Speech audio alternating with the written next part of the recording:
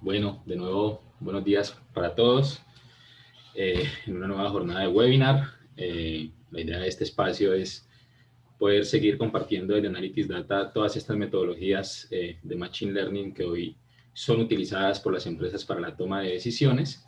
Y pues el tema que escogimos hoy fue hablar un poquito de lo que es el análisis de sentimiento, un poquito de lo que es trabajar con información no estructurada. Bien, estamos hablando de texto y mi objetivo el día de hoy es poder contarles a ustedes un poquito cómo es que funcionan estos algoritmos.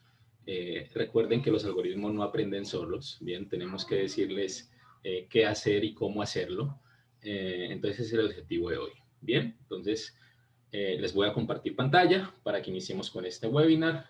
Recuerden que las preguntas que puedan tener la pueden ir realizando en el chat de la sala y pues sobre el final intentaremos resolverlas todas.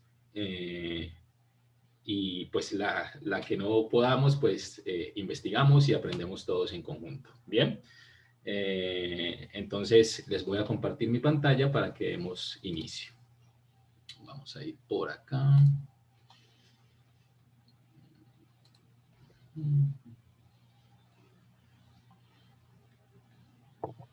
Compartir. Bien. Me acomodo esto por aquí.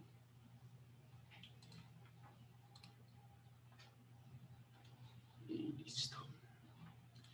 Bueno, entonces como lo dijo Juan Esteban, este webinar lo hemos denominado análisis de sentimientos. Les recuerdo mi nombre, John Pablo Guzmán Mera, para los que no me conocen, consultor analítico de la compañía Analytics Data y de profesión estadístico. Bien, como siempre, les propongo una agenda para el día de hoy. La idea es que podamos hablar un poquito de los servicios que nosotros ofrecemos, para después profundizar en lo que es el análisis de sentimiento, cuáles son sus casos de aplicación en el mundo de hoy, por qué es importante implementar este tipo de análisis en las compañías y cuáles son las ventajas que puedo tener al momento de hacer esta implementación. Y vamos a hacer o a entender cómo es el proceso del modelo de análisis de sentimiento. O sea, qué es lo que hay detrás de lo que muchas veces nosotros vemos como un robotcito por ahí que toma decisiones por nosotros, cuál es su funcionamiento y en qué basa su poder. Bien. Y por último, como siempre, como nos gusta a nosotros acá, no es solamente hablar de temas teóricos, sino también ir un poquito a la práctica y poder materializar esto por medio de un vehículo. Siempre lo llamamos un vehículo que nos ayuda a materializar estos modelos analíticos. Como ustedes saben, en Analytics Data, en la parte de lo que tiene que ver con modelos de Machine Learning, somos agnósticos, trabajamos con diferentes plataformas y lo vemos así, lo vemos como un vehículo que nos permite materializar todos estos modelos analíticos. Bien, esa es la agenda que les propongo para el día de hoy. Entonces, pues como ya saben, somos Analytics Data, una compañía que ya tiene 10 años en el mercado implementando soluciones analíticas y acompañando a las empresas en este proceso de convertir el dato en información y generar valor a partir de este. Particularmente en el área de analítica avanzada, trabajamos bajo una metodología que es la metodología CRISP-DM, una metodología muy importante porque a veces se piensa que hacer analítica es aplicar algoritmos y ya, y realmente es muy importante hacer un adecuado entendimiento del negocio, ¿bien? Para entregarle la información adecuada a los modelos. Como siempre lo digo, muchos me habrán escuchado esta palabra, si ustedes le ingresan datos a un modelo con seguridad ya iba a salir algo, eso sí se los aseguro, pero que realmente ese algo impacte el negocio requiere de una buena metodología. Entonces, esta metodología nos permite entender tu negocio, ¿cierto? Pasar por una fase de preparación de la información, una fase muy pequeña de la minería de datos, como lo es el modelamiento, para posteriormente hacer una evaluación y un adecuado despliegue. Como siempre, todo esto gira alrededor de los datos. Sin los datos esto no tendría mucho sentido. Y con esta metodología lo que ofrecemos desde el área de analítica avanzada son tres verticales. Primero, pues necesitamos un componente de software, que ya lo vamos a ver más adelante, el medio por el cual realizamos nuestras consultorías, que es el acompañamiento que brindamos para que podamos construir analítica al interior de tu organización. Y por último, un tema de transferencia de conocimiento. Bien, en Analytics Data nos caracterizamos porque no entregamos cajitas negras, bien, sino que nos gusta que nuestros clientes queden con capacidades para desarrollar nuevas iniciativas, pero también para calibrar los modelos analíticos ya existentes al interior de la compañía. Bien, un poquito de los servicios que ofrecemos particularmente dentro de esta área, ¿no? Ahora bien, entremos un poquito en materia. Cuando hablamos de analizar texto, bien, uno por ahí encuentra mucho los conceptos de minería de texto o de procesamiento de lenguaje natural, bien.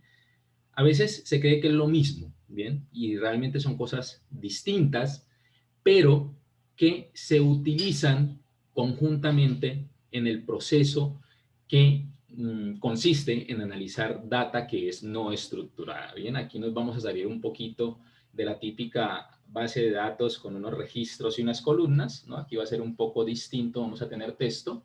Y entonces, cuando hablamos de estos dos conceptos, la minería de texto se dice que es una rama específica de la minería de datos. ¿Recuerdan el concepto de minería de datos que por ahí en algún webinar de cultura analítica en las organizaciones lo hablamos? Para las personas que están en la sala y no han tenido la oportunidad de verlo, está en la cuenta de YouTube, en el perfil de YouTube de Analytics Data, y pueden consultar nuestros webinars anteriores.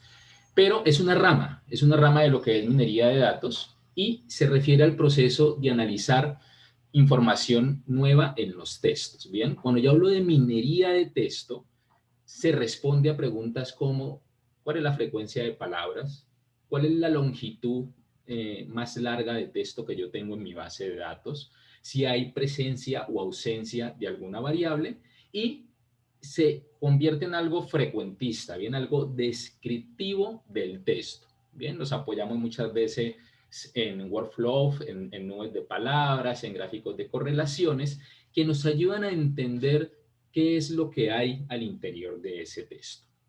Por su parte, el procesamiento del lenguaje natural es un campo de las ciencias de la computación, de la inteligencia artificial y de la lingüística, ¿bien?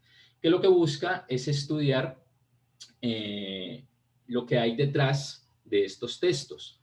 ¿A qué se responde con el procesamiento del lenguaje natural? Yo puedo identificar cuál es la intención de la oración, cuáles son los hábitos lingüísticos, incluso clasificar un correo como spam o como no spam, o incluso identificar cuál es el sentimiento que hay detrás de este texto o de esta oración o de esta crítica que yo estoy haciendo a un determinado producto o servicio.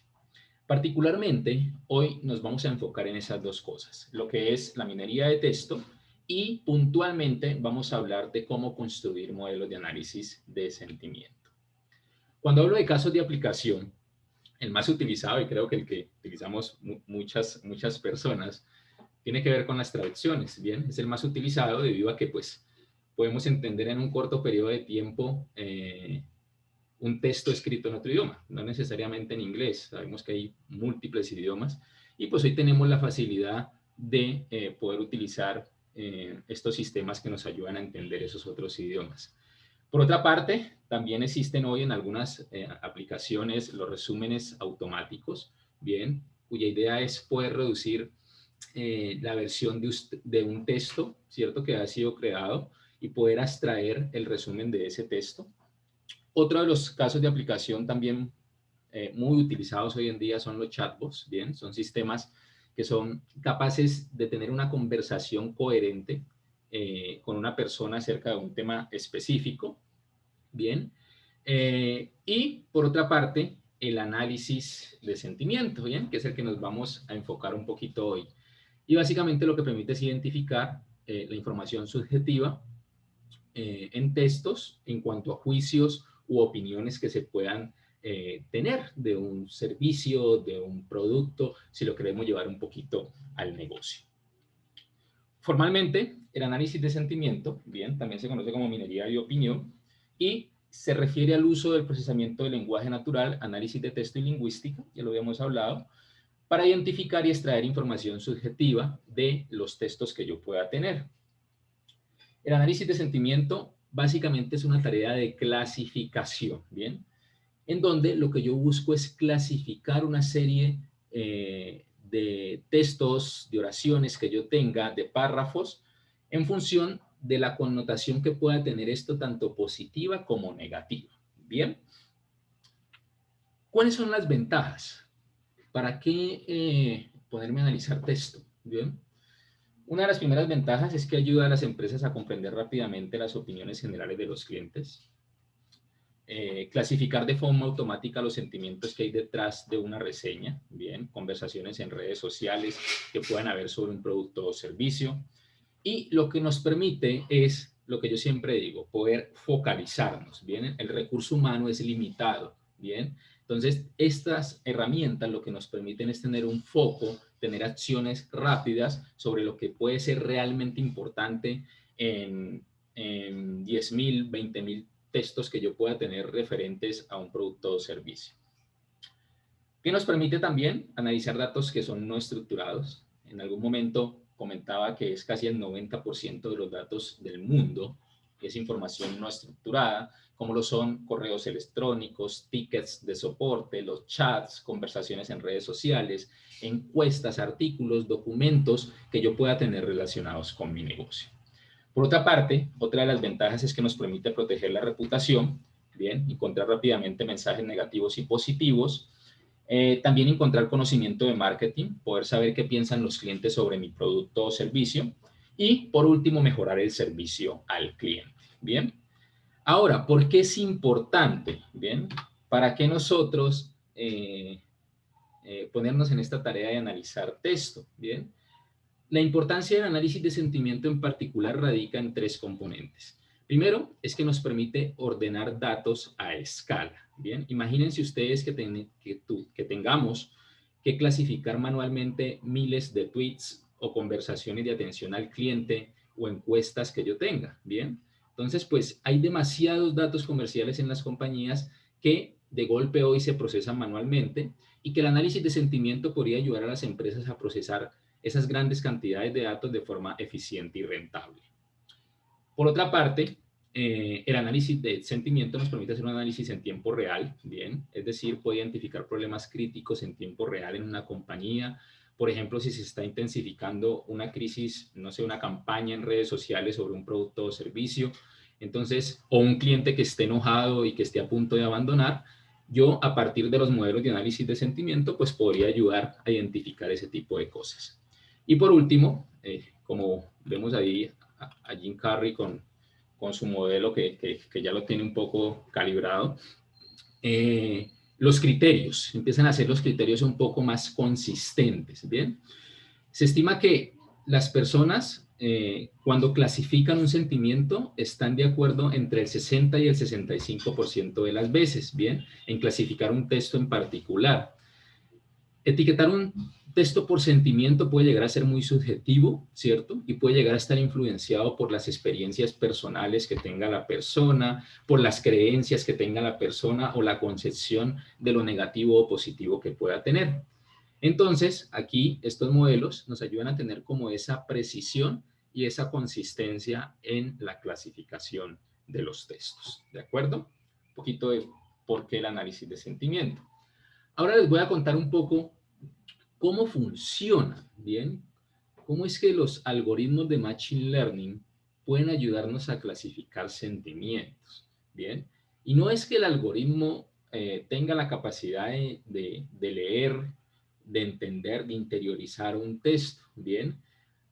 A ellos tenemos que entregarles la información de una manera que pueda entenderla. Y es como lo quiero representar un poquito aquí con esta imagen, ¿bien? Nosotros no le podemos entregar texto a un algoritmo. Debemos entregarle un sistema que él entiende, y el sistema que entienden los algoritmos es un sistema numérico, ¿bien? Entonces, les voy a explicar un poco cómo aprenden los algoritmos, cuál es esa receta para llegar a un algoritmo que me clasifica sentimientos. En este caso, sentimientos positivos, negativos y neutros. Y lo vamos a hacer a partir de 7 pasos fundamentales, en donde la mayoría de ellos tienen que ver con limpieza de la información. En algún momento dijimos, preparar la data es casi el 70 al 75% de un proyecto de minería de datos. Bien, acá nada ha cambiado. La mayoría de estos pasos tienen que ver con preparar la información. Lo primero que necesitamos pues es la entrada, el texto, identificar esa fuente de información, en donde están esas reseñas, esos comentarios, que pueden ser redes sociales, encuestas, bases de datos, libros, en donde está esa data que tú quieres analizar, esos datos de texto que quieres analizar. Eso es lo primero. Generalmente están en un formato de columna, en donde cada fila representa un texto. Posteriormente viene un proceso de limpieza de datos que tiene que ver con los stop words, que son, se definen como palabras vacías, ¿bien? Son palabras que por sí solas no me dan un significado y más bien me pueden generar ruido a un modelo, ¿bien? Palabras como de, como el, como para, ¿bien? Son palabras que aparecen con mucha frecuencia en un texto, pero que por sí solas no me dan un significado y me pueden distorsionar o me pueden generar ruido en un modelo de Machine Learning. Bien, entonces lo primero que se hace es extraer esas palabras vacías, tanto en el inglés como en el español, ¿de acuerdo? En este proceso también se incluyen los signos de puntuación, también se extraen esos signos de puntuación como un proceso de limpieza de datos. Como lo ven aquí en rojo, pues sale la coma, el tengo, el para, el con, el mi, son palabras que en el procesamiento del lenguaje natural se conocen como palabras vacías. ¿Por qué se sacan? Porque son palabras que aparecen con mucha frecuencia, ¿bien? Y de golpe puedo tomar decisiones de un sentimiento positivo o negativo en función de la palabra tengo o la palabra para, ¿de acuerdo? El siguiente paso es eliminar la negación de las frases. ¿Por qué? Porque la negación en una frase me puede invertir un sentimiento, me puede invertir una polaridad. Bien, ahí tengo un ejemplo, la cena no estuvo buena, que podría pensarse como algo negativo, y el segundo dice, no hay duda de que fue la mejor cena, que aunque tiene la negación, es una palabra positiva. Bien, entonces es importante. El siguiente paso, muchos algoritmos de procesamiento del lenguaje natural lo hacen. Algunos no lo hacen, pero lo que logra la lematización y el steaming es poder unificar palabras que en esencia pueden significar lo mismo, ¿cierto? Cuando nosotros hablamos o escribimos en español, solemos usar muchas palabras flexionadas, ¿bien? Una palabra flexionada es una palabra en una forma gramaticalmente diferente, pero que puede llegar a significar lo mismo, ¿bien? Entonces, para que estas palabras sean fáciles de entender para la computadora, pues el procesamiento del lenguaje natural utiliza bien sea la lematización o el steaming o derivación, ¿bien? Generalmente se utiliza más la lematización, hablando un poquito de ella, es un proceso lingüístico que consiste en dar una forma flexionada de una palabra, es decir, una palabra en plural o una palabra en femenino o una palabra que está conjugada, lo que se busca es hallar el lema correspondiente, ¿bien? Y el lema es la forma es la forma como se ha concebido la palabra o esa palabra que es representante de todas las demás en el diccionario, ¿bien? Les pongo un ejemplo. Decir, ¿cierto? Es el lema, o como aparece en el diccionario, es la palabra dije, ¿bien? Pero también dije es el lema de diré, de dijéramos, ¿bien? O guapo es el lema de guapas, usted encuentra guapas en el diccionario, usted encuentra guapo. O mesa es el lema de mesas, como por poner algunos ejemplos. Y la derivación consiste en recortar la palabra, ¿bien? Ese recortar la palabra muchas veces puede recaer tanto en el inglés como en el español en tener palabras que son semánticamente no correctas, como por ejemplo aquí el recorte de niñas por el steaming como que no tiene mucho sentido. Entonces, la mayoría de los algoritmos hoy utilizan la palabra tal cual está en el diccionario. Bien, como tenemos aquí algunos ejemplos de información, informativo, ordenadores y pies. Eso se hace en este proceso. Lo que hace es depurar un poquito la cantidad de palabras que tenemos en nuestros textos. Una vez hemos hecho esta limpieza, sigue el quinto paso, que es la tokenización. Bien, yo les decía, no le podemos entregar texto al algoritmo. Entonces, la tokenización es un proceso que convierte cada una de las frases, cada uno de los textos en algo que se llama tokens. Bien, los tokens son cada una de las palabras que conforman mi base de datos. Y lo que hacemos es llevar nuestros datos, nuestros documentos En documento puedes colocar una crítica, un tweet, un comentario en Facebook, una encuesta, y lo que vamos a tener es una serie de vectores en donde uno va a implicar que ese token, esa palabra, está dentro del documento, y 0, que hay ausencia de esa palabra en el documento. Bien, de esta forma ya tenemos una data que podemos entregar a un algoritmo. Ese es el proceso de tokenización. Y por último, vienen los procesos de clasificación, ¿cierto? Y de clasificación del sentimiento. Me explico. Tú puedes tener una data histórica, ¿cierto? Y con esa data histórica puedes hacer todo el proceso de entrenamiento de un modelo de Machine Learning, en donde lógicamente tenemos que extraer esas características, extraer esos tokens, entrenar un algoritmo de Machine Learning que me permita a mí clasificar, ¿cierto? Y ya en una fase de producción poder entregarle nuevos textos y que él me los clasifique. ¿Qué componente tiene esta fase? Y es que tenemos que tener una base histórica de datos, de textos previamente clasificados. Esa tarea tenemos que hacerla de alguna manera. Yo no sé si en algún momento ustedes han visto encuestas que te preguntan y te dicen cómo califica el producto y servicio en una escala de 1 a 5, de 1 a 10. Y después te dicen cuál es la razón de su calificación. Muchas veces esta data histórica se puede utilizar como para tener un comentario, y voy a tener una etiqueta, una calificación de 1 a 5 que me puede servir a mí para medir qué tan positivo o negativo es ese comentario, y me puede servir a mí para entrenar un modelo de este tipo. Tienes que tener la data. Ahora, la otra parte es que tú no tengas los datos, es decir, no tengas esa información clasificada al interior de tu compañía, no se haya hecho ese trabajo de identificar cuáles son las PQRs negativas y positivas históricamente, y lo que tú puedes hacer es utilizar un algoritmo ya entrenado, ¿de acuerdo? Esas son las dos posibilidades.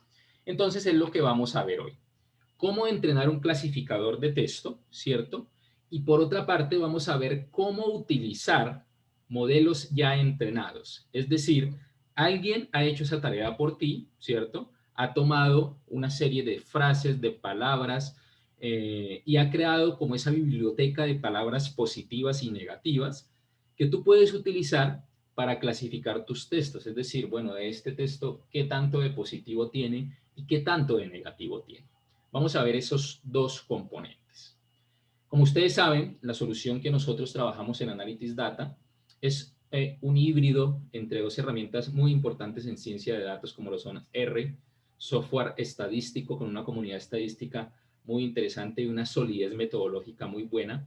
Python también viene ganando mucha participación en temas de ciencia de datos. Y Nine, que es una solución un poquito que no tiene que ver con tanta programación, sino que es construir la analítica un poco pensada como un proceso. Dependiendo de la necesidad de nuestros clientes, nosotros definimos qué solución trabajar. Los que han estado conmigo en otros webinars han visto que hemos desarrollado ejemplos en la herramienta Nine, en la herramienta R, y tenía un poco por ahí de lado a Python. Entonces la noticia es que hoy vamos a trabajar en Python. Bien, vamos a construir un modelo analítico bajo Python, ¿de acuerdo? Entonces en este punto ya me voy a pasar a la herramienta para que trabajemos. Por favor, Juan Esteban, ¿me confirmas si se ve análisis de sentimiento en inglés en la pantalla? Que a veces cuando cambiamos... Sí, ya lo vemos. Sí. Ok, muchas gracias. Entonces, ¿qué vamos a hacer ahora? Vamos a hacer una pequeña demostración de cómo funcionan estos temas. A la izquierda pueden ver el contenido como para que se imaginen un poco el recorrido que vamos a hacer en esta media horita que nos queda. Y lo primero que vamos a hacer es cómo hacer análisis de sentimiento en español, en inglés, perdón, utilizando una de las librerías que ya están en Python. Aquí estoy trabajando en el sistema colaborativo de Google, en Google Colab, ejecutando Python desde acá. Y básicamente lo que vamos a hacer primero es un análisis de sentimiento en inglés. Para ese análisis de sentimiento en inglés vamos a utilizar una librería que se llama NLTK, Natural Language Toolkit, que básicamente es la herramienta de procesamiento del lenguaje natural más utilizada en el lenguaje de programación Python. Básicamente es un conjunto de bibliotecas y programas para procesamiento del lenguaje natural, bien, en Python. Dentro de esta librería hay un componente que se llama Vider, bien, desarrollado en 2014 por sus siglas en inglés. Y básicamente, ¿qué es? Es un modelo que ya está entrenado, bien, y básicamente utiliza valores basados en sentimientos identificados en redes sociales. Esta es una fuente que hoy es importante para sentimientos. Encontrar sentimientos encontrados en redes sociales hoy es muy común, entonces se convierten en una fuente casi que valiosa para entrenar estos algoritmos. Y básicamente lo que le da es una valoración, no solo positiva o negativa, sino también la intensidad, ¿bien? Qué tan neutra puede llegar a ser. Hoy vamos a trabajar con Vider, ¿bien? También existe otra librería que se llama TestBlock, que también es para clasificar sentimientos en inglés, ojo, en inglés. Entonces, lo primero que voy a hacer aquí para clasificar mis sentimientos en inglés es importar esta librería, NLKT. De ella voy a llamar a Sentiment Binder, ¿cierto? Eso es lo que estoy haciendo aquí. Vamos a importar esta librería y ya está listo. Voy a descargar el léxico que está dentro de esta librería, que es como la bolsa de palabras que han sido utilizadas para entrenar este algoritmo. Y lo que estoy haciendo acá es creando un objeto, ¿cierto?, de la clase análisis de sentimiento. ¿Bien? Ahí es donde voy a guardar los resultados. ¿Cómo les voy a mostrar qué es lo que hace Vider? Bien, entonces me voy a crear acá tres objetos. Esos tres objetos van a ser tres frases en inglés. La primera lo que dice es que es un producto encantador y hermoso, que uno pudiese decir que es algo positivo. El segundo componente lo que me dice es que fue una experiencia horrible, que se podría pensar que es algo negativo. Y el tercer componente, lo que estoy diciendo es que no tengo nada que decir, palabra común en algún comentario, alguna encuesta que uno haga, todo normal hasta ahora, o sea, eso es algo neutro, ni positivo ni negativo, y vamos a intentar clasificarlo, ¿bien? Entonces, ¿qué es lo que tenemos acá en la parte inferior? Vamos a tener el sentimiento. Si ustedes observan, esta variable es esta que está acá arriba, es el objeto, y estoy llamando la función polarity score, ¿bien? Para que me dé, de acuerdo a ese modelo previamente entrenado, cómo lo clasifica. Entonces, aquí vamos a ejecutar esta parte. Obviamente aquí me va a dar un error porque no he definido este objeto de acá arriba. Entonces volvamos acá y empecemos por el principio. Empecemos por X. Bien. Listo. Y lo que tenemos aquí es una salida. Vamos a hablar un poquito de qué es esta salida. Lo que me arroja es porcentualmente, él me va a decir la frase, qué porcentaje de positivo tiene esa frase, en este caso el 65%, y qué porcentaje de negatividad tiene esa frase, en este caso el 34%. Perdón, de neutro, aquí me equivoqué, de negativo tiene 0, obviamente esta frase no tiene nada de negativo, de negativo tiene 0%, de neutralidad tiene un 34% y de positivo tiene un 65%. Posteriormente lo que me da la herramienta es un score, un compound, ¿bien? Y ese score es una medida que está entre -1 y 1. Entre más cercano a 1 quiere decir que el sentimiento detrás de la frase es positivo. Si está alrededor de 0 quiere decir que ese sentimiento es neutro. Y entre más cercano a -1 quiere decir que el sentimiento es negativo. Muy sencillo, ¿de acuerdo? Entonces, entendiendo esto, pues el primer sentimiento es positivo. Vamos a hacer el segundo, que esperaríamos que nos dé un valor negativo, ¿cierto? Como lo vemos aquí, menos 0.58. Ahí está como dividido entre neutralidad también. Y si vemos el componente Z, lo que me va a entregar es un comentario que es 100% neutro. Es decir, de acuerdo al algoritmo previamente entrenado, ¿cierto?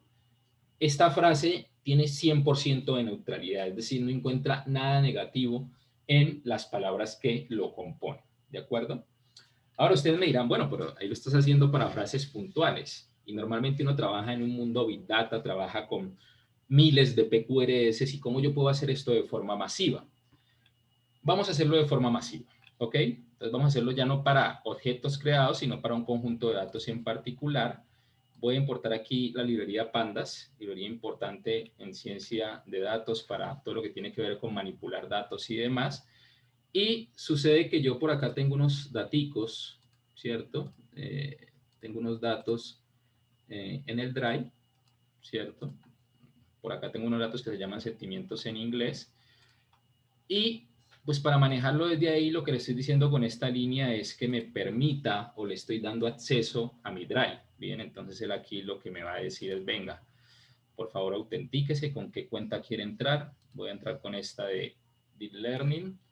Le voy a permitir que pueda acceder a los datos. Me da un código. Este código vengo y lo ingreso acá. ¿Sí? Prácticamente es para que me permita acceder a mis datos. Ahí ya me lo permite. Y lo que voy a hacer es leer esos datos que tengo en el Drive, que aquí están. Tengo unos mensajitos que están en inglés. Básicamente están relacionados con la librería que estamos trabajando.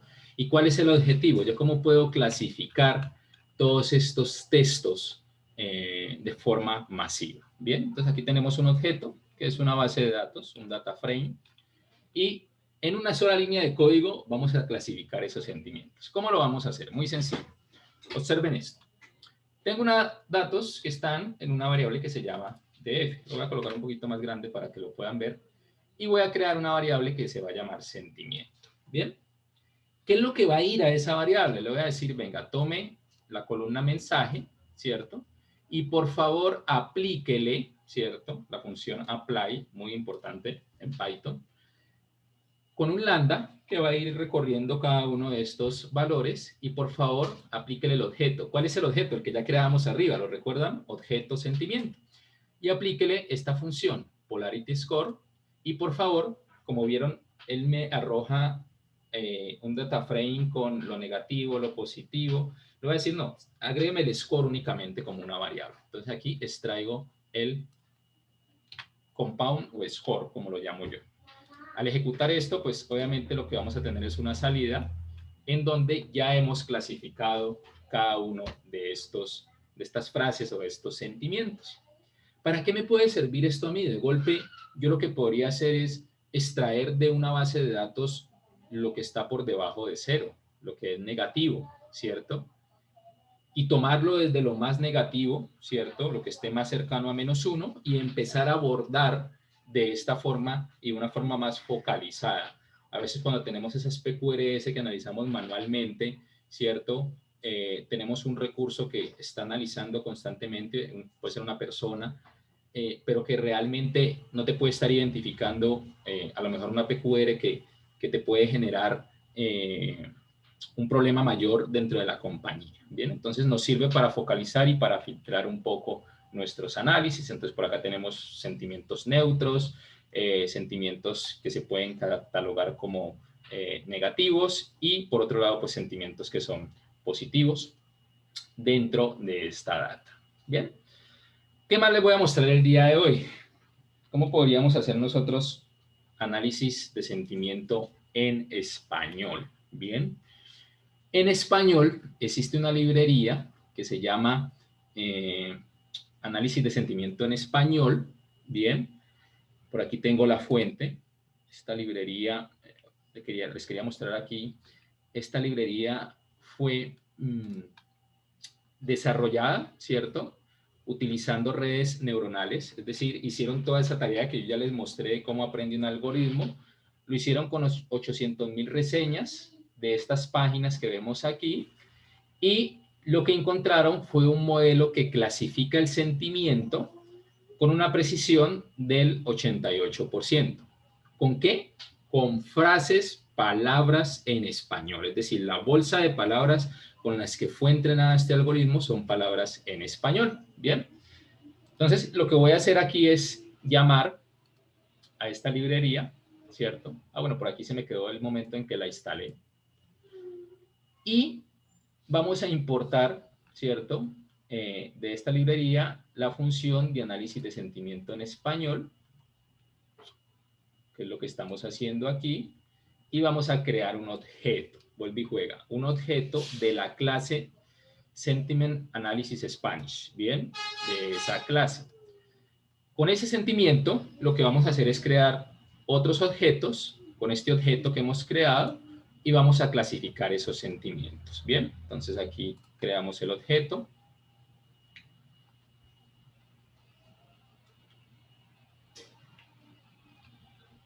A ver por qué se demoró. 10 segundos. Un momento, por favor. Ahí ya está. Y vamos a crear estas tres palabras, estas tres frases en español, ¿cierto? Que se podría pensar que la primera es positiva, la segunda se podría decir que es negativa y la tercera podríamos decir que es una palabra neutra. Entonces, creamos estos tres objetos y lo que tenemos es un sentimiento. Arrancamos por Z, pero vamos a arrancar por X primero para que vamos en su orden.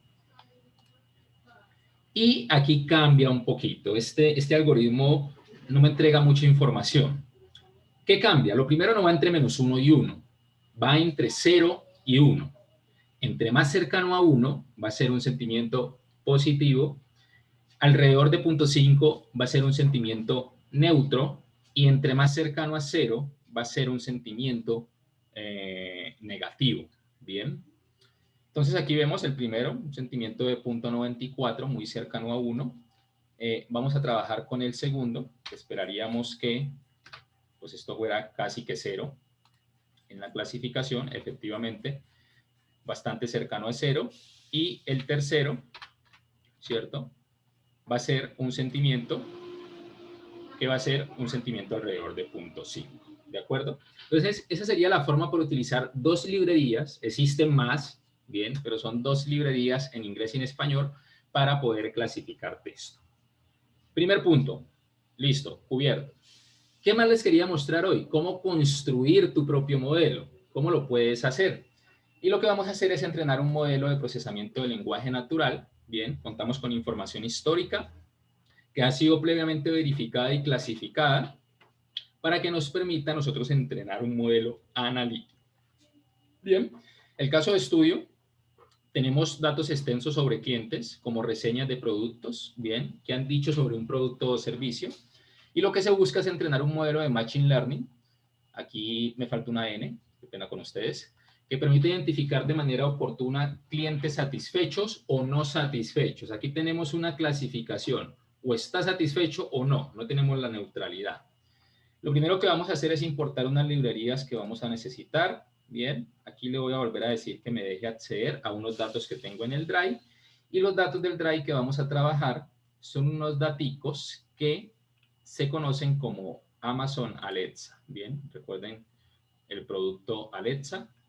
Y lo que tenemos aquí es 3.150 reviews. Bien, pero esos reviews, esas críticas sobre el producto están verificadas con un feedback en donde se ha clasificado si esa crítica sobre Alexa es positiva o es negativa, ¿de acuerdo? ¿Esto quién lo ha hecho? Lo ha hecho un humano, obviamente, un equipo de trabajo.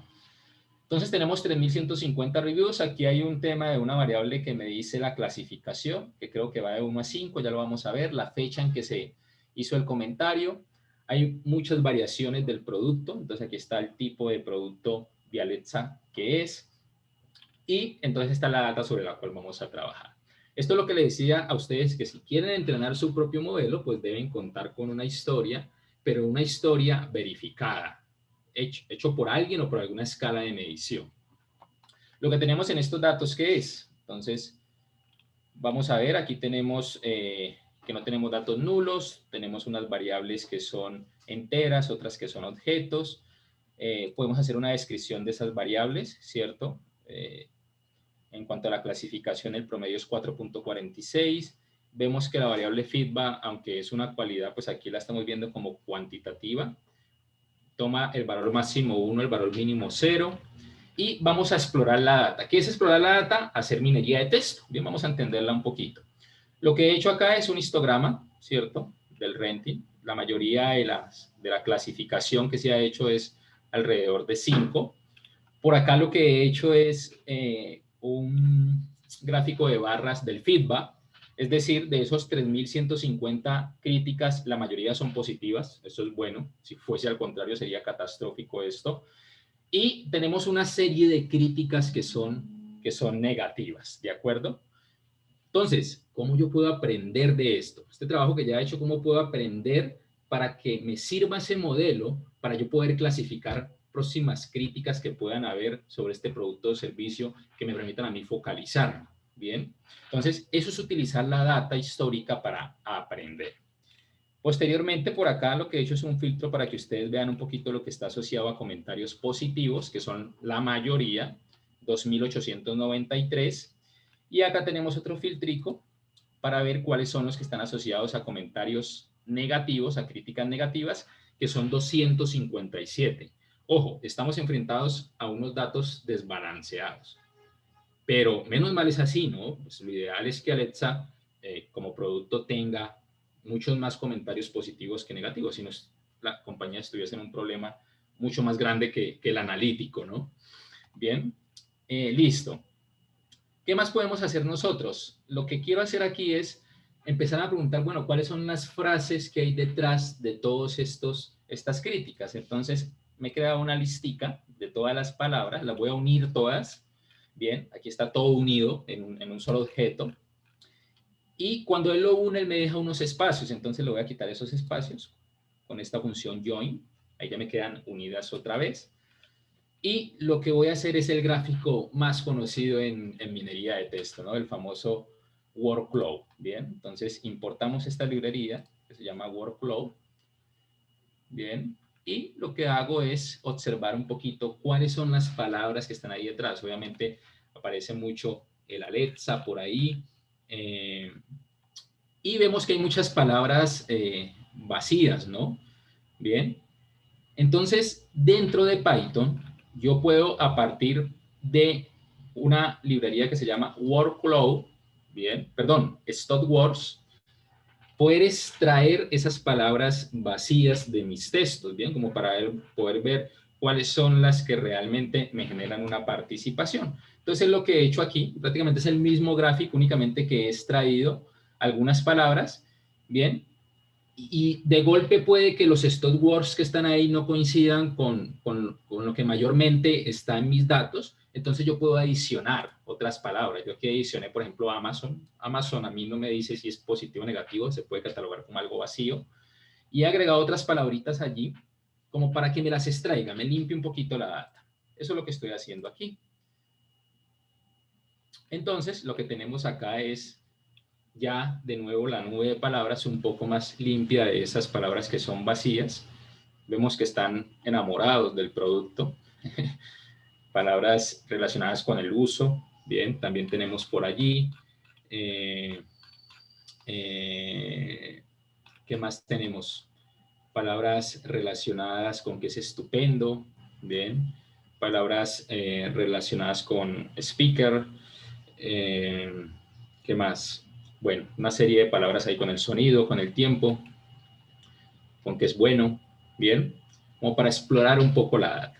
Igual forma yo podría haber dicho, bueno, ¿cuál es la frase más larga o la frase más corta? En promedio, ¿cuántas palabras tiene una frase? Eso es minería de texto, ¿de acuerdo? Podríamos pensar también en construir, bueno, ¿cuáles son las palabras que están asociadas o las palabras que están asociadas a frases negativas? Entonces aquí lo que yo he hecho es filtrar frases negativas, feedback igual a 0, y vuelve y juega, ¿no? Lo mismo, solamente que con un filtro, ¿bien? Y aquí lo que les voy a mostrar es cuáles son las palabras que están asociadas a frases negativas. Hay algo relacionado con el tiempo que es negativo, ¿bien? Hay algo relacionado con el usuario que es negativo, ¿bien? Entonces, como para entender un poquito la data. El siguiente paso que sigue, una vez yo exploro la data, entiendo qué es lo que hay ahí detrás. Obviamente esto tiene más de profundidad, pero por temas de tiempo debemos avanzar. Vamos a preparar la data. La data no está lista, no le podemos entregar texto al algoritmo porque no te va a entender, ¿de acuerdo? Entonces, para poder lograr eso, vamos a preparar los datos y vamos a hacer 3 pasos fundamentales. El primero, vamos a eliminar los signos de puntuación, ¿bien? El segundo que vamos a hacer, vamos a quitar las palabras vacías, los stop words. Y lo tercero que vamos a hacer es hacer el proceso de tokenización, ¿bien? Para hacer esto se los voy a explicar con 3 ejemplos. ¿Cómo podemos nosotros eliminar signos de puntuación en Python? Hay una librería que se llama Stream, ¿bien? Aquí la voy a cargar. Y esta librería contiene unos signos de puntuación, ¿bien? Aquí voy a hacerlo con un ejemplo primero para que lo entendamos y después lo aplicamos a todos los datos. Aquí tengo un ejemplo en inglés. Hola, señor John. Estoy muy feliz de estar aprendiendo procesamiento de lenguaje natural ahora. Espero que así sea. Y lo que voy a hacer es aplicar una función que se llama string puntuación para remover los signos de puntuación. ¿Qué es lo que hace esta funcioncita de aquí? Va a recorrer cada uno de los componentes del texto, ¿cierto? Y lo que va a hacer es que me lo va a reemplazar por un vacío. Observen, aquí después de Mister había un punto, lo reemplazó por un vacío, después de John había una coma, lo reemplazó por un vacío, y al final había 3 signos de admiración, de igual forma lo reemplazó. Entonces, como está ese vacío, lo que voy a hacer es quitar ese vacío con la función join, tomando el objeto de arriba, para que me quede mi frase, tal como la tenía, pero sin los signos de puntuación. Eso es lo que hace este primer paso. Muy sencillo. El segundo paso es excluir las palabras vacías. Bien, entonces, de la librería de procesamiento de lenguaje natural que les contaba, existe una base de datos de stop words y ellos tienen unos datos o unos stop words que ya están definidos. Usted puede tenerlos en inglés, estos son los stop words o palabras vacías de esta bodega de palabras en inglés.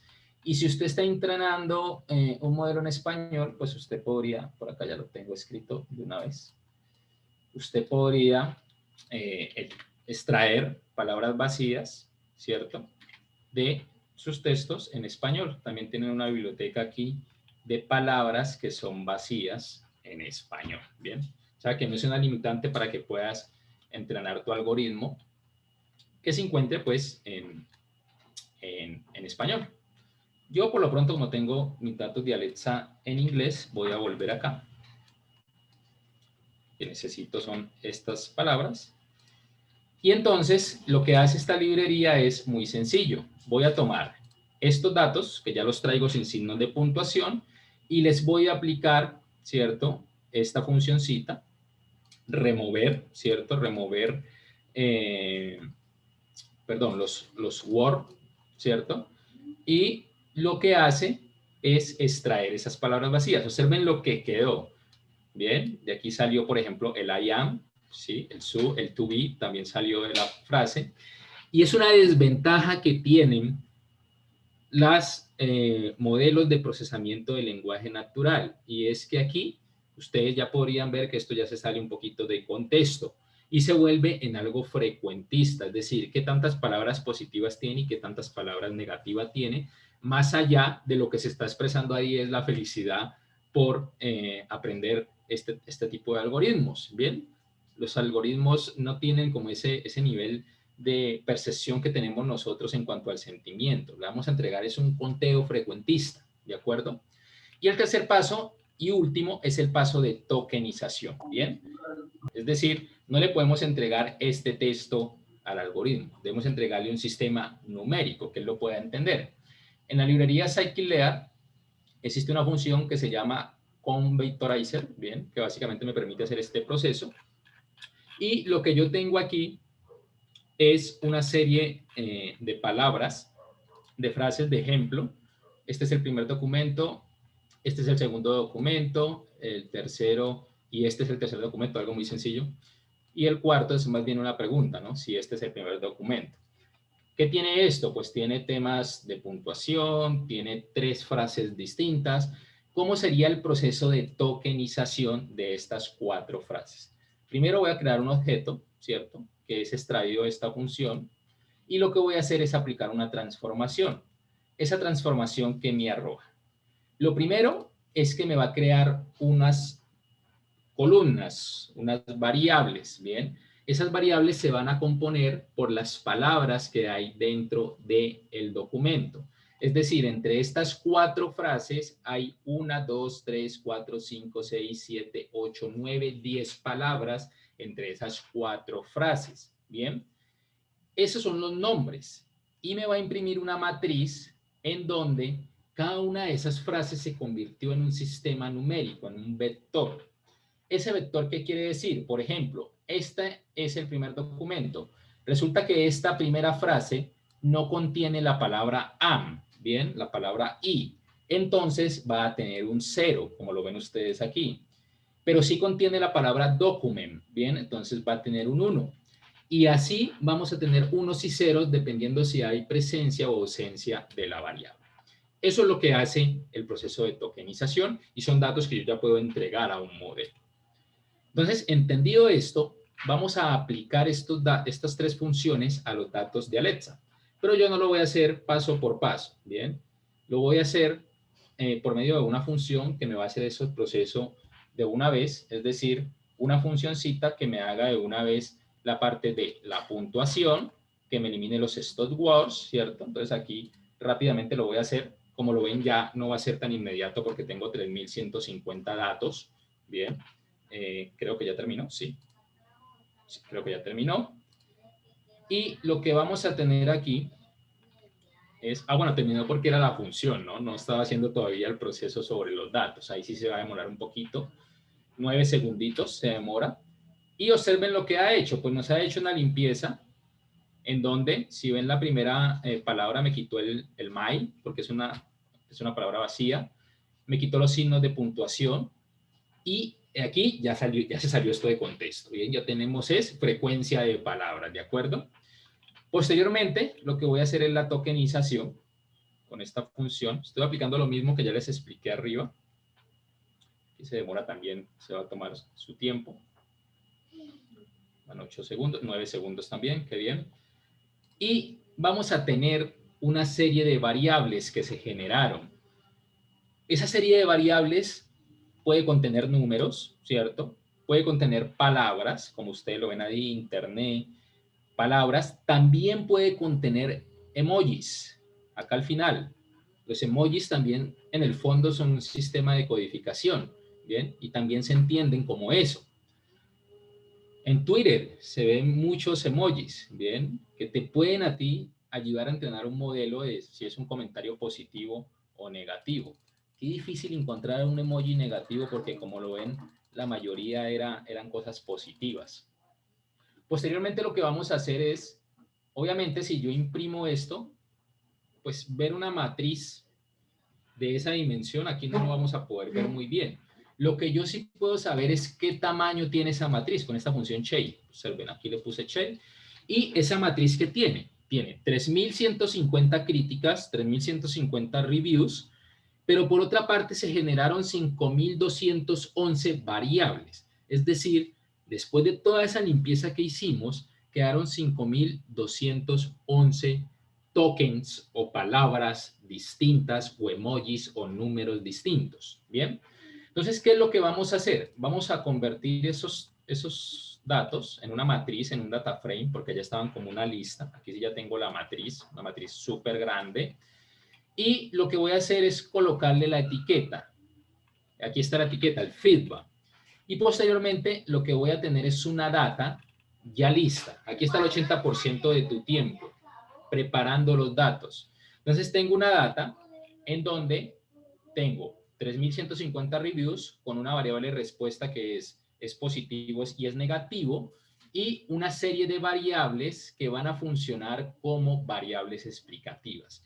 Es decir, necesito un algoritmo que me permita a mí entender cuáles son los tokens o palabras que están asociadas a comentarios negativos, a críticas negativas, y entender cuáles son los tokens o palabras que están asociados a comentarios negativos. Bien, ¿cómo vamos a hacer eso? Entonces vamos a entrenar un modelo de Machine Learning. Bien, acabamos de llegar al punto del Machine Learning.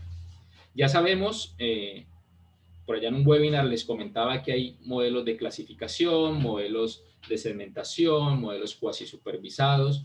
Para los que no hayan visto estos temas, los invito de nuevo a nuestro canal de YouTube para que puedan ver este material. Y lo que vamos a hacer es entrenar, vamos a enseñarle al modelo. Lo primero voy a definir mi variable Y, típico en Machine Learning. La variable de respuesta es Y. Las variables explicativas van a ser las X, ¿bien? Esta base de datos. Y voy a llamar de scikit-learn. Recuerden que cuando vamos a entrenar un modelo analítico, utilizamos un porcentaje de los datos para entrenar el modelo y un porcentaje de los datos para validar el modelo. Es la forma de hacerlo. Entonces, lo que estoy haciendo aquí es definiendo una muestra de entrenamiento y una muestra de comprobación. Puedo utilizar el 80% para entrenar el modelo y el 20% para validarlo. Y decidí, John Pablo Guzmán dijo, voy esta vez a aplicar un modelo Navy Bayes. Pero recuerden, como lo hemos visto en otras oportunidades, en la práctica lo que uno hace es aplicar múltiples modelos y por una medida de precisión mirar cuál es el mejor. Por temas de tiempo, pues no voy a entrenar acá varios modelos. Voy a hacer un modelo Navy Bayes de la librería scikit-learn y voy a hacer una predicción. Es decir, con esos datos de entrenamiento, esto es lo que dice el modelo. El primero lo clasificó como positivo, por acá uno negativo. Vamos a ver qué tan bueno es ese modelo. ¿Cómo lo vamos a hacer? Con la famosa matriz de confusión o tabla de clasificación. Entonces, cuando hacemos esta tabla de clasificación, él nos dice, venga, con ese 20% que usted me está entregando para yo validar qué tan bueno soy, del total de los que son clasificados como positivos, yo clasifiqué correctamente a 570 y me equivoqué en 9. Maravilloso. Y de los que son clasificados en la muestra, en ese 20% para validar el modelo, clasifiqué correctamente a 20 y qué pena, me equivoqué en 31. Pregunta, ¿este modelo es bueno? Vamos a sacar algunas métricas. Estas métricas, como lo son el recall, es una de las más utilizadas. El 39% de estos 51 me los clasificó bien. Se equivocó en el resto. Y de los que son positivos, me clasificó correctamente al 98. Maravilloso. Yo les pregunto, ¿este modelo es bueno? Si nos volvemos al inicio, lo que queremos es poder identificar de forma eficiente aquellas críticas negativas para poder ejercer una acción. Yo sé que está bien que a uno le digan cosas positivas y que te reconozcan por lo que hace, pero lo realmente valioso sería que este modelo clasificara con una mejor precisión a aquellos sentimientos negativos. Y esta es una realidad, porque si ustedes se devuelven en mi presentación, los datos están desbalanceados. Es decir, hay más críticas positivas que negativas, lo que quiere decir que el modelo tiene más posibilidades de aprender de las críticas positivas que de las negativas. Pero eso tiene solución, y lo vimos también en un webinar pasado, el webinar de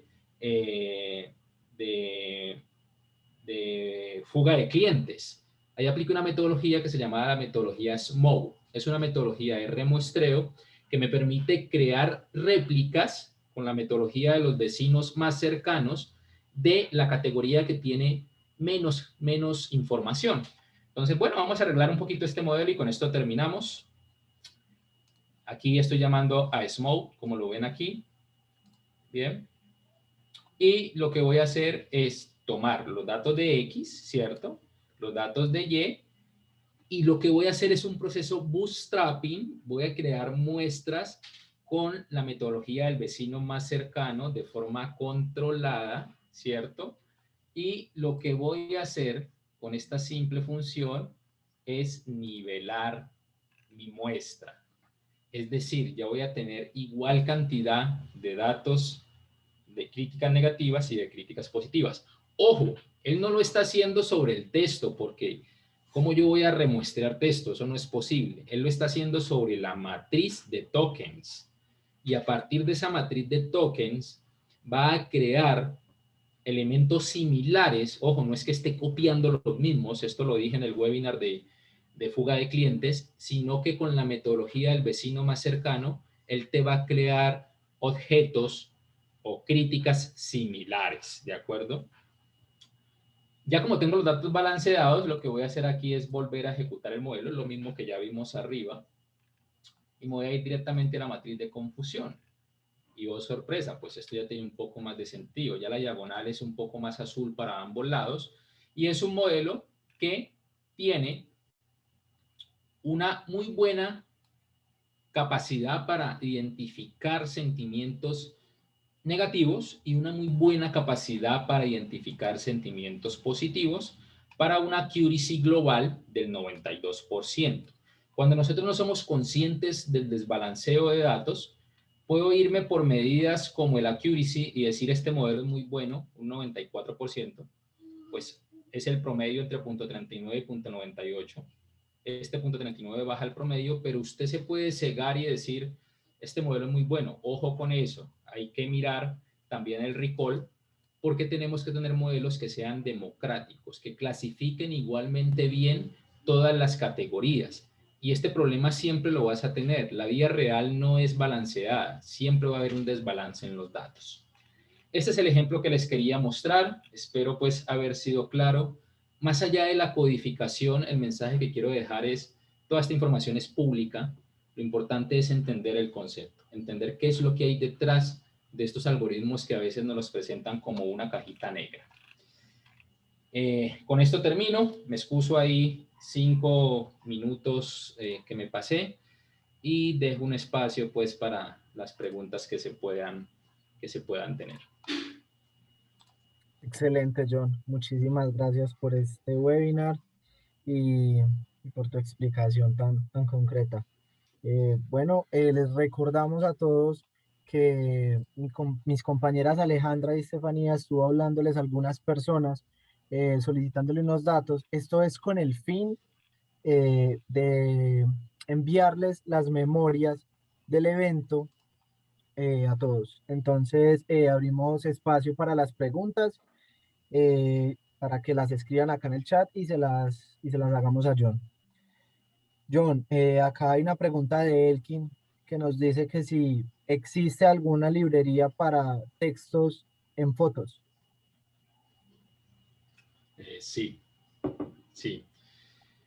TensorFlow en Python es una librería que contiene, pues ya estamos hablando de información no estructurada de procesamiento de imágenes.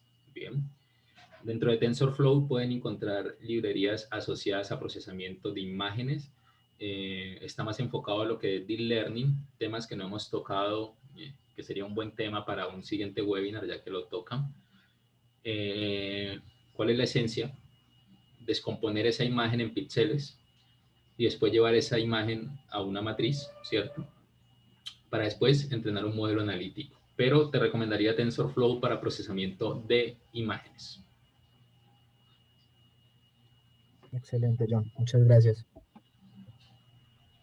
Tenemos otra pregunta de José Paolo de cómo aplicar el modelo que entrenamos a nuestra data. Ok. Creo que fue parte de lo que hicimos allí, ¿no? Una vez nosotros creamos el objeto del modelo, ¿cierto? En Python no puede guardar ese modelo analítico, es decir, guardarlo en una extensión .py, y después lo que tú haces es llamar ese modelo y aplicárselo a los nuevos datos. ¿Qué va a pasar aquí? Pues antes de entregarle los datos a ese modelo que tú ya guardaste, pues tienes que hacer todo el proceso de eliminar los stop-words de tu data, los signos de puntuación y la tokenización. ¿Qué puede pasar? Que tú entrenaste el modelo con una bolsa de palabras y es posible que en un nuevo texto que tú involucres hay una palabra que no estuvo en la fase de entrenamiento, o sea, no haga parte de ella. Eso no es problema. Lo que va a hacer el algoritmo es tomar aquellas palabras que sí están y va a medir tu sentimiento en función de las palabras que coincidan, que pues también es una desventaja del algoritmo. Pero muy sencillo, puedes buscar en Python cómo guardar un modelo, ¿cierto? Y después lo que uno hace es llamar ese modelo. La pregunta es muy buena Porque todo este proceso que yo hice aquí, no es que lo tenga que hacer cada que yo voy a pasar mis datos por ahí, ¿no? Uno no entrena un modelo todos los días. Tú entrenas el modelo, lo salvas, lo guardas en una extensión .py y después lo que haces es que llamas ese modelo. Hoy en día se utilizan muchos ambientes. Si tú lo quieres ejecutar en un GitHub o en una página web, lo puedes montar. Hay librerías que te permiten guardarlos en formatos PMML, que es como el lenguaje que nos permite a nosotros compartir modelos construidos en diferentes plataformas para ya después tener una fase de operación. Bien, entiendo que la pregunta va orientada, bueno, yo después cómo utilizo ese modelo.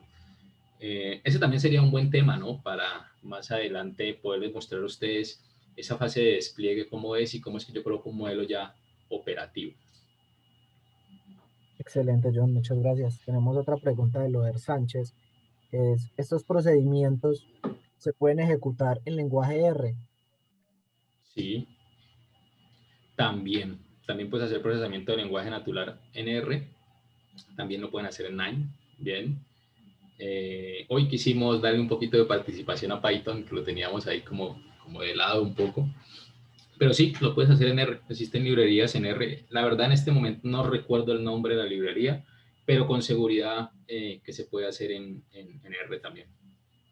Excelente, esto da pie para la siguiente pregunta que nos hace Aldemar sobre el tema de Nine, y es cómo podemos aplicar ese modelo de análisis de sentimientos en Nine. Ok, habría que hacer todo el proceso. ¿Cuál es el nombre, me dijiste?